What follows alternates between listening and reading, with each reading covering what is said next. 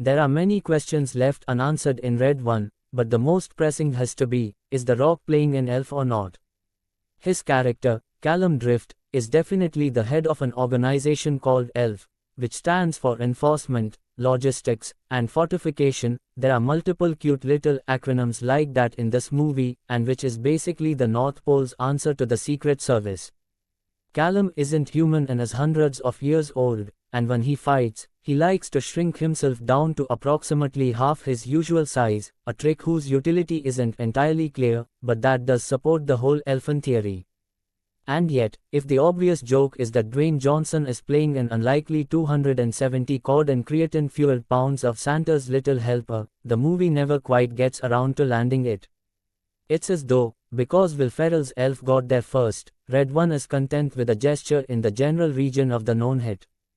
Red 1 was written by the Fast and Furious franchise's Chris Morgan and directed by Jake Kasdan, and the whole thing is like that, rife with elements that are reminiscent of better movies without ever bothering to follow through on what it's aping.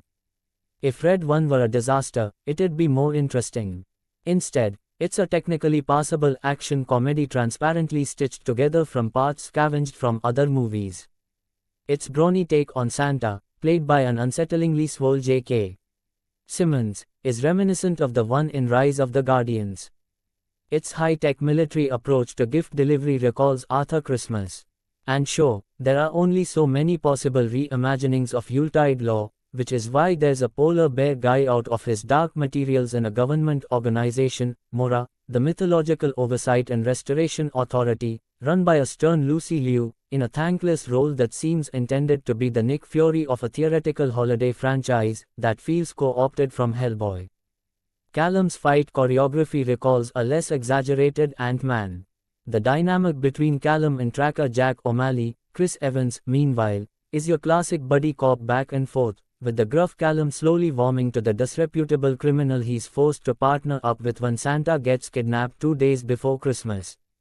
Johnson and Evans could play these types in their sleep, and sometimes look like they might as well be, as they bicker and battle their way through various locations while on the case before making it to the final showdown.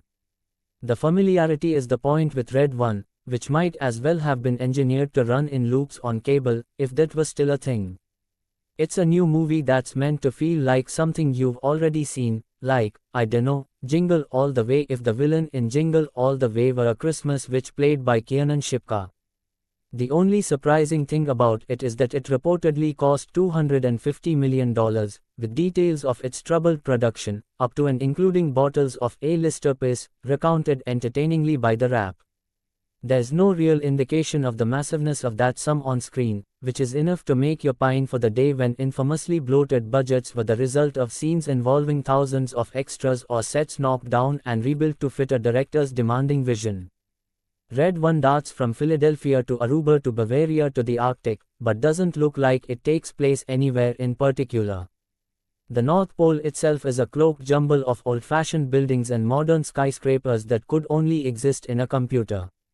There's a dearth of establishing shots when our heroes magically transport themselves halfway around the globe by way of portals that connect the world's toy stores that makes it feel like they're really just stumbling around a backlit. Evans, playing a compulsive gambler and deadbeat dad with a heart of gold, acquits himself well enough as a wisecracking rogue whose redemption arrives with anticlimactic ease. The bigger issue is Johnson, who once upon a time was such a promising leading actor, a mountain of a man capable of embodying unexpected vulnerability. But as he's gotten more powerful and more capable of shaping the projects he stars in, Johnson has gotten duller as an on-screen presence, and Callum is just another stoic, impossible badass in a growing line of them. It's notable that even in a fantasy that gives him a device that transforms toys into their real-life equivalents, the only thing that sets Callum apart from the other characters Johnson has played in recent years is that his Under Armour shirt comes in muted Christmas colors. Most disappointing of all is that there's a moment right out of the incredible scene at the start of 2010's The Other Guys, when Johnson and Samuel L. Jackson leap off a tall building in pursuit of suspects as though their swagger will save them, only to splat on the pavement and die. In Red 1, Johnson does the exact same thing unironically, diving off Santa's tower after his captors, then swinging off other structures and finding his way into a snowmobile chase sequence. It doesn't look like there's room for that kind of self-deprecation in Johnson's career anymore.